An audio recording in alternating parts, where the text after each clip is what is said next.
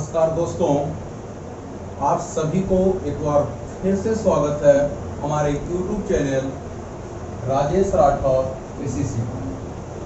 दोस्तों, आज मैं आप सभी को बताना चाहता हूं कि मैं राजेश राठौर आज रेशियो अनुपात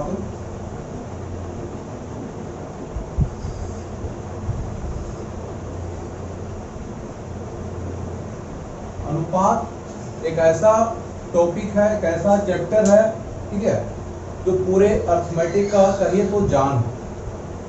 यही रेशियो मेथड में पूरे अर्थमेटिक का जान बसता है दोस्तों। और मैं आज इसी टॉपिक के अनुसार पूरे अर्थमेटिक को समाप्त करने का वादा करता हूं। और इतना ही नहीं, हम थ्योरी के साथ साथ महेश मिश्र और आर्यस अग्रवाल दोनों को सोल्व करते चलेंगे। तो आप बने रहिए हमारे YouTube channel Rajesh Rathore ACC के साथ, ठीक है। तो चलिए दोस्तों, आपका ज़्यादा समय ना लेते हुए वीडियो को स्टार्ट करते हैं। और दोस्तों देखते हैं अनुपात होता क्या है। तो अनुपात कहता है कि दो राशियों के बीच संबंध बताता है। कैसा संबंध होता है इसके बारे में जानिएगा। तो कहता है अनुपात दी गई राशियों के बीच संबंध बताता है। आप लिख सकते हैं कॉपी कलम निकाल के। अनुपात दी गई राशियों के बीच संबंध बताता है और यह बताता है कि पहली राशि दूसरी राशि का क्या बताता है। पहली राशि दूसरी राशि का कितना गुना है। ठीक है दोस्तों, अनुपात का परिभाषा लिख सकते हैं, ठीक है। अनुपात क्या कहता है? अनुपात कहता है कि यह संबंध बताता है। कैसा संबंध? तो कहता है पहली राशि दूसरी राशि का कितना गुना है, ठीक है। ये अनुपात का क्या होता है? परिभाषा होता है। चलिए आगे बढ़ते हैं और आगे क्या कहता है सो देखिएगा जरा। देखिए इसमें 3-4 पॉइंट है दोस्तों। तो पहला पॉइंट है, कहता है अनुपात को, जैसे अगर x अनुपात y है तो हम इसे लिख सकते हैं x/y के रूप में। कोई दिक्कत की नहीं को, ठीक है। अब ध्यान दीजिएगा, इसमें देखिए संबंध कहिएगा। संबंध कैसे बताता है? तो देखिए क्या कहता है। जैसे अगर हम लिखे 5 रुपया अनुपात 8 रुपया, ठीक है। 5 किलोमीटर अनुपात 12 किलोमीटर।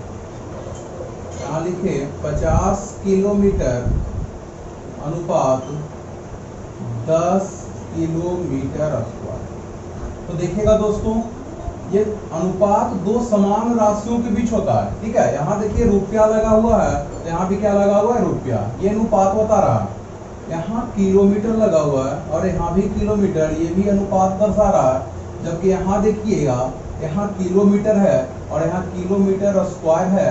यह अनुपात को नहीं दर्शाएगा। तो आप समझ रहे होंगे कि अनुपात जो है दो समान राशियों के बीच निकाला जा सकता है। तो आपको लग रहा हो सर 3 क्यों नहीं बोले आप? तो अनुपात कभी भी 3 राशियों के बीच नहीं निकाल सकते हैं। तो कहेगा सर ऐसे लिखा हुआ मिलता है कि A अनुपात B अनुपात C। ये अलग बात है दोस्तों, हम संबंध के बारे में बात कर रहे हैं। कभी भी संबंध 3 के बारे में नहीं बता सकते हैं। और वह जो होता है वह समूह होता है, हम उसे 3 नहीं कर सकते हैं। जैसे हम कर सकते हैं, अगर हम बात करें संबंध के बारे में, तो जैसे बोले कि राम मोहन का पिता है। राम जो है किसका पिता है? मोहन का। कितने व्यक्ति हुए? 2 व्यक्ति। और यहां हम कहना चाहते हैं राम मोहन और सोहन का पिता है। तो अब ध्यान दीजिएगा दोस्तों, राम मोहन सोहन 3 व्यक्ति आ गया। तो देखिएगा यहाँ पे राम मोहन और सोहन का पिता है। तो मोहन और सोहन और जो हुआ यह क्या बना दिया? एक समूह बना दिया। क्या यहाँ पे 3 व्यक्ति हुए? नहीं हुए। क्यों? क्योंकि राम मोहन सोहन तो आपको दिख रहा है, लेकिन राम जो है मोहन और सोहन का पिता है। तो देख रहे संबंध कैसे बताता है।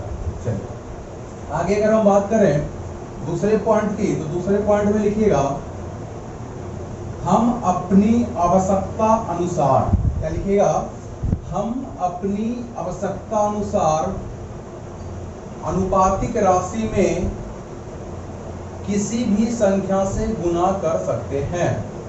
फिर से सुनिएगा और लिखिएगा हम अपनी आवश्यकता अनुसार किसी भी राशि में, अनुपातिक राशि में किसी भी संख्या से गुणा कर सकते हैं। ब्रैकेट लीजिएगा 0 को छोड़कर। चलिए देखिएगा, जैसे यहाँ 3x अनुपात 2y है, तो हमारी इच्छा है कि यहाँ 2 से गुना कर दें, तो यहाँ भी हम क्या कर लेंगे, 2 से गुना कर लेंगे। अगर लिखा हुआ है 5 अनुपात 10, मेरा इच्छा है यहाँ 5 से गुना कर लेने का, तो यहाँ भी क्या करेंगे, 5 से गुना कर लेंगे। लेकिन दोस्तों कभी भी ऐसे नहीं कर सकते हैं आप कि अगर 3 अनुपात 2 लिखा हुआ है तो यहाँ हम 0 से गुना कर ले और यहाँ भी 0 से, तो यह 0 अनुपात 0 बना देगा, जो कि बिल्कुल क्या है, गलत है। तो आप दूसरा सीखे होंगे। सबसे पहली बात, x अनुपात y को हम x बटा y के रूप में प्रयोग करेंगे। दूसरा हुआ कि किसी भी अनुपातिक राशि में हम अपनी आवश्यकता अनुसार किसी, चलिए तो हम कहना चाह रहे हैं कि 0 को छोड़कर हम अनुपातिक राशि में कुछ भी गुना कर सकते हैं। और जब आप 0 को गुना कीजिएगा दोस्तों, तो 3 गुने 0 0 हो जाएगा और 2 गुने 0 0 हो जाएगा, या 0 अनुपात 0 बन जाएगा, जो कि बिल्कुल क्या है, गलत है। ठीक है, आगे बढ़ते हैं तीसरा पॉइंट की ओर।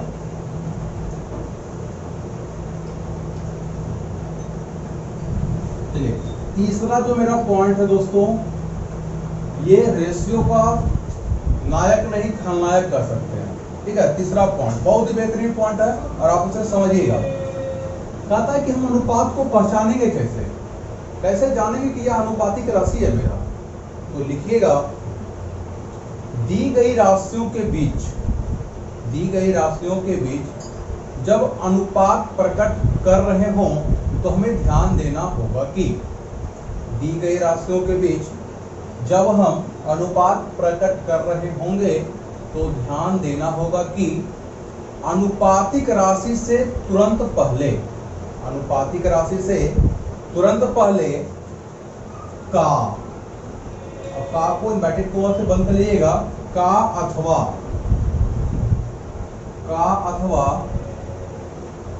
से, अनुपातिक राशि से तुरंत पहले का अथवा से अवश्य लगा होता है, और जहां का अथवा से लगा रहा उसी को हम अनुपातिक राशि कहेंगे। तो आगे लिखिएगा का अथवा से अवश्य लगा होता है, और जिसमें का अथवा से लगा रहे, जिसमें का अथवा से लगा रहे उसे हर मानेंगे और शेष को अंश। जिसमें का अथवा से लगा रहे उसे हम क्या मानेंगे दोस्तों, हर मानेंगे। मतलब कि हम कह सकते हैं इन सभी को क्या मान लेंगे, हम हर मान लेंगे। जो बचा रहेगा शेष राशि को हम क्या मान लेंगे, अंश। ठीक है, जैसे हम एक एग्जांपल के द्वारा समझेंगे इसको। ठीक है, देखिएगा लिखा रहेगा राम का पिता मोहन है। कहता है राम का पिता मोहन है। तो देखिए राम का, हम क्या बोले, अनुपातिक राशि से तुरंत पहले क्या लगा हुआ रहे, का अथवा से लगा हुआ रहे। तो राम का, किसमें का लग गया, राम का, राम में का लग गया, तो जिसमें का लग जाएगा उसे हम क्या मान लेंगे दोस्तों, हर मान लेंगे। यानी राम जो है क्या जाएगा, हर में चला जाएगा। जो शेष बचा, शेष क्या बचा, मोहन, मोहन क्या जाएगा, अंश हो जाएगा। ठीक है, अब यहाँ कहता है राम का पिता मोहन है। और अगर दोस्तों आप रीजनिंग पढ़े होंगे उसमें भी ब्लड रिलेशन, तो वहाँ ध्यान दीजिएगा। सर बताएंगे आपको कि रक्त संबंधी प्रश्न में अपने से बड़े व्यक्ति को हम ऊपर रखते हैं। पिता के ऊपर कौन होते हैं, दादाजी होंगे। ठीक है, और पिता से नीचे कौन होंगे, पुत्र होंगे, मनीष हम स्वयं हो सकते हैं। तो यहाँ देखिएगा मोहन जो कि ऊपर है और राम नीचे है, तो हम इससे भी कह सकते हैं कि मोहन पिता होगा और राम पुत्र होगा। तो आप यहाँ से भी समझ सकते हैं राम का पिता मोहन है, क्योंकि पिता मोहन है जो कि ऊपर है और राम जो कि कहाँ गया, नीचे आ गया। ठीक है, चौथा पॉइंट समझेंगे दोस्तों अनुपात का। चौथा पॉइंट कहता है जैसे अगर लिखा हुआ रहे 1/2 अनुपात 1/3 अनुपात 1/4, आपको प्रश्न कभी काल इस प्रकार से मिलते हैं। ठीक है, तो अनुपात कहता है जैसे आप लोग समझिएगा, पहले बुजुर्ग लोग जो होते थे घरों में कहते थे कि घर पे कोई अतिथि जब आता था तो सबसे पहले उन्हें बैठने के लिए कहते थे। घर पे कोई अतिथि आ जाए तो उन्हें बैठने के लिए कहते थे। ठीक है, लेकिन आज के डेट में ऐसा हो गया दोस्तों, अगर घर पे कोई आ जाए तो सबसे पहले घर के बच्चे निकलेंगे और कहेंगे किनसे आपको काम है। ठीक है, तो बोलेंगे आपके पिताजी से, वो तो घर पे है ही ना। ठीक है, डायरेक्ट जवाब इस रूप में मिलता है। मेरा कहने का मतलब हुआ कि जब कभी अनुपात इस प्रकार रूप में आता था तो इसे बैठने के लिए बोला जाए, मतलब इसको बैठाना होगा आपको अनुपात के अनुसार। ठीक है, कैसे, तो कभी भी राशियां जो है भिन्न के रूप में हो, यानी अनुपात कभी भी भिन्न के रूप में हो, तो सबसे पहले हर में जो लिखा हुआ, हर में क्या लिखा हुआ दोस्तों, 2 3 4, तो कहता है कभी भी अनुपात भिन्न के रूप में हो। चौथा नियम कहता है दोस्तों, तो हर वाली संख्या का एलसीएम लेंगे। तो 2 3 4 का एलसीएम कितना देगा दोस्तों, 12 हो जाएगा। ठीक है, क्या निकाले, एलसीएम। 2 3 4 का एलसीएम कितना, 12। जो एलसीएम आएगा उसी को सब में गुना कर देंगे। फिर से एक बार समझिएगा, कभी भी अनुपात भिन्न के रूप में हो तो हर वाली राशि का एलसीएम लेंगे और एलसीएम को प्रत्येक पद में गुना कर देंगे।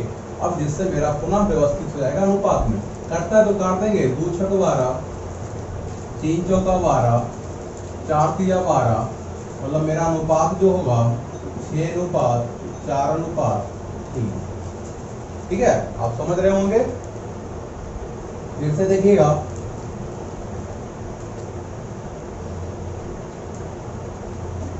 अगर प्रश्न इस प्रकार से रहे,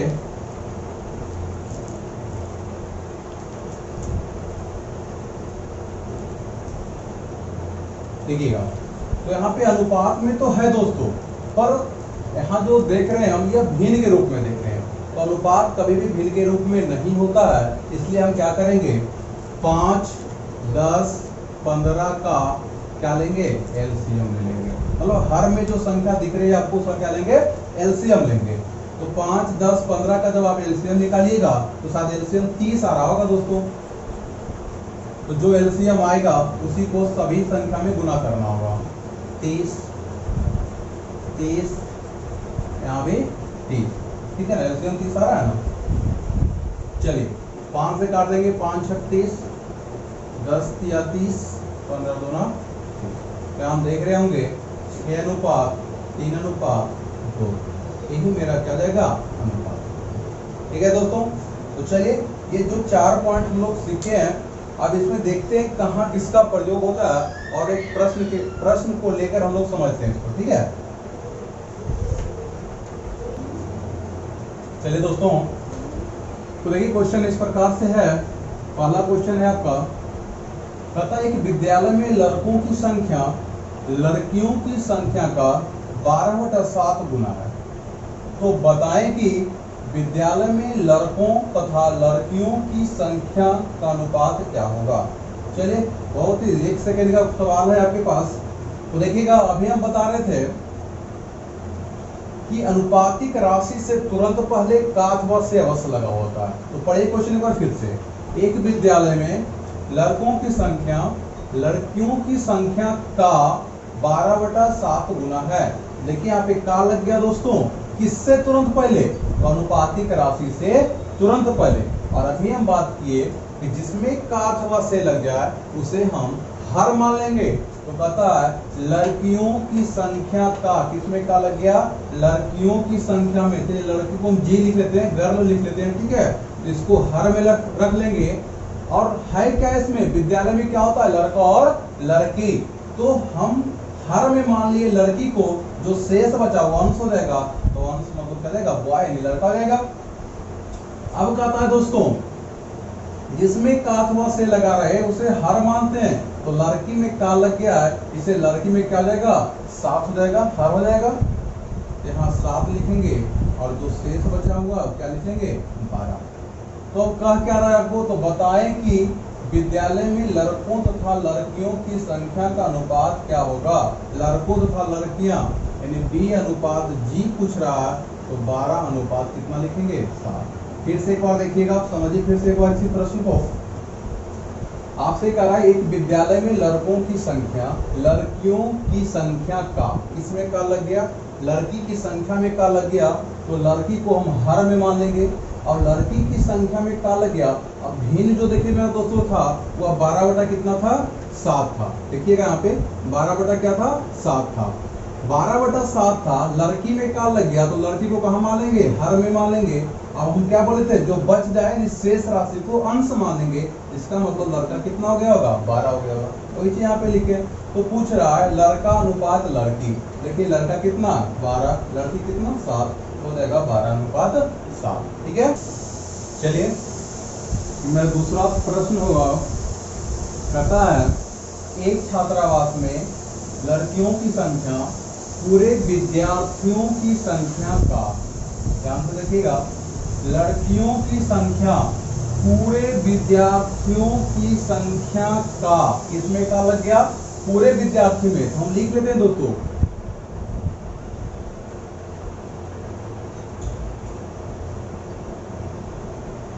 विद्यार्थियों की संख्या में लग गया का, तो पूरे विद्यार्थियों की संख्या का, तो पूरे विद्यार्थी कितना हो जाएगा, 11। कैसे कहेंगे, हम क्या बोले, जिसमें का अथवा से लग जाए। चलिए देखिए, कहता है पूरे विद्यार्थियों की संख्या का, किसमें का लग गया, पूरे विद्यार्थियों की संख्या में। और पूरे विद्यार्थी की संख्या में का लग गया, तो जिसमें का लगे उसे क्या मानेंगे, हर मानेंगे।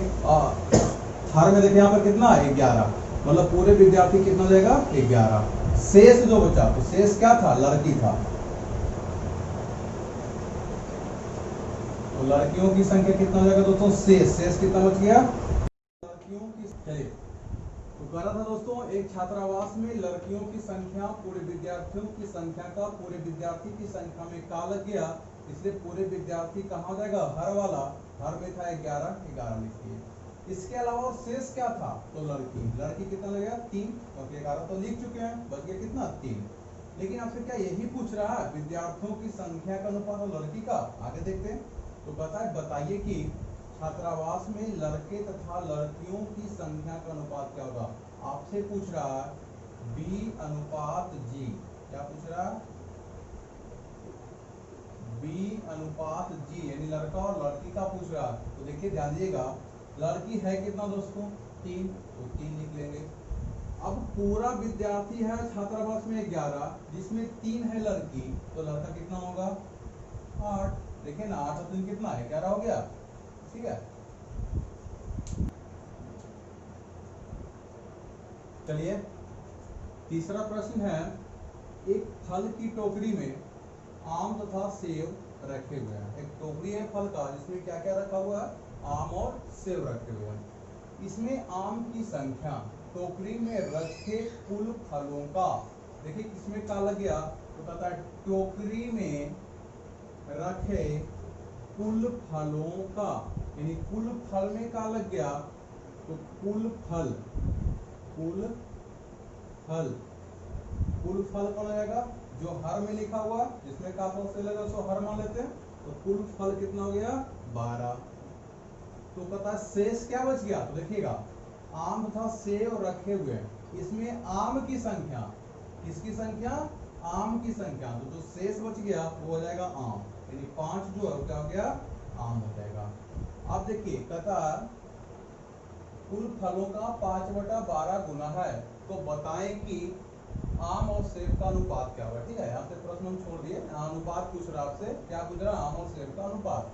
जबकि हम लोग अभी निकाले कुल फल और आम का अनुपात, जबकि हमें पूछ क्या रहा है, आम और सेब का अनुपात। तो आप ही सोचिए, कुल फलों की संख्या 12, आम है 5, तो दोस्तों सेब कितना होगा, 12 में से 5 घटा लीजिए, 7।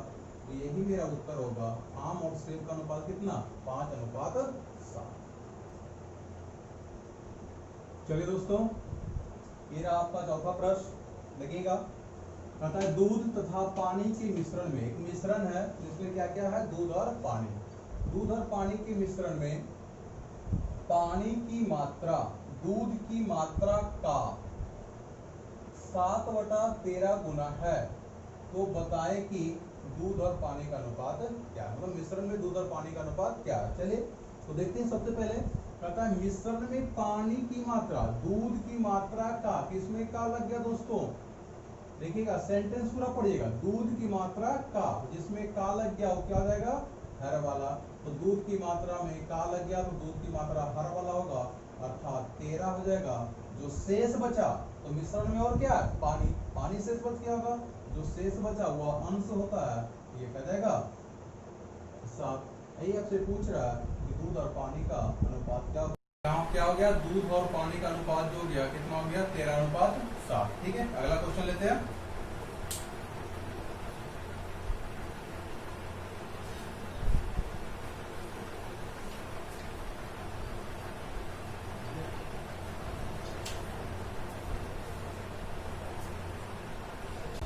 तथा एक धनराशि को ए, बी और सी में इस प्रकार बांटा गया है कि इस बार 2 व्यक्ति नहीं, मतलब 3 व्यक्ति है, 3 रेशियो होगा। तो एक धनराशि को ए, बी और सी में इस प्रकार बांटा गया है कि बी का भाग ए तथा सी के कुल भाग का, ध्यान दीजिएगा, ए तथा सी के कुल भाग का 3/8 गुना है। तो आपको बताना है बी अनुपात ए प्लस सी का मान। हम अभी क्या बोले थे दोस्तों? रेशियो कभी भी 3 के बीच नहीं निकाला सकता है। कितना निकलेगा? 2 के बीच। जब 3 आएगा तो वह समूह बनाएगा, जैसे देखिए यहाँ पे बी अनुपात ए प्लस क्या गया? ए प्लस सी आ गया। तो चलिए, तो कहता है ए तथा सी के कुल भाग का, किसमें का लग गया? ए तथा सी के कुल भाग में। तो ए तथा सी के कुल भाग में का लग गया, जिसमें का लग गया उसको हर मान लेंगे। तो हर में देखिए कितना है दोस्तों? 8। कितना है? 8 है। तो यहाँ पे क्या जाएगा? 8। शेष कितना बच गया? 3। क्या लिख लेंगे? 3। और यही आपका क्या हो गया? उत्तर हो गया। अगला जो प्रश्न है देख लीजिएगा, नंबरिंग मिला लीजिएगा, 6 नंबर होगा। कहता है एक कलम का विक्रय मूल्य उसके क्रय मूल्य का 4/3 गुना है, तो बताएं कि क्रय मूल्य और विक्रय मूल्य का अनुपात क्या होगा? ध्यान दीजिएगा। तो कहता है विक्रय मूल्य उसके क्रय मूल्य का, किसमें का लग गया? क्रय मूल्य में। क्रय मूल्य में का लग गया तो क्रय मूल्य क्या जाएगा? हर वाला संख्या, यानी क्रय मूल्य कितना जाएगा? 3। जो शेष बचा वह क्या जाएगा? विक्रय मूल्य। तो शेष कितना बचा? 4। यही आपका उत्तर हो जाएगा 3:4। तो चलिए दोस्तों, इस प्रकार से आज जो हम आपको अनुपात में 4 बिंदु बताए, ठीक है, क्या क्या बता रहे थे एक बार रिवीजन कर लीजिएगा कि हम x/y को या x अनुपात y को x/y के रूप में लिख सकते हैं। दूसरा बताए थे अनुपातिक राशि में हम अपनी इच्छा अनुसार किसी भी संख्या से गुना कर सकते हैं 0 को छोड़कर। तीसरा था कि अनुपातिक राशि से तुरंत पहले क्या मिलेगा? का अथवा से, और जिस राशि में का अथवा से लगा रहे उसी को हम लोग क्या मानेंगे? हर मानेंगे। और यही जो मेन टॉपिक है आप देख रहे हैं, इसी पर हमारा सभी प्रश्न बन रहा है, का अथवा से, का अथवा से। चौथा पॉइंट आपको लिखा है अनुपातिक राशि कभी भी भिन्न के रूप में नहीं होते हैं, और कभी भी भिन्न के रूप में आया तो उसका हर का एलसीएम लीजिए और प्रत्येक पद में गुना कीजिए, तब आपका अनुपात होगा। तो चलिए दोस्तों, उम्मीद करते हैं आपको यह वीडियो अच्छा लगेगा, और अगर दोस्तों वीडियो अच्छा लगा तो आप एक लाइक जरूर कीजिएगा, और अगर मेरे चैनल पे आप पहली बार आए हो तो मेरे YouTube चैनल को जरूर सब्सक्राइब करें। धन्यवाद।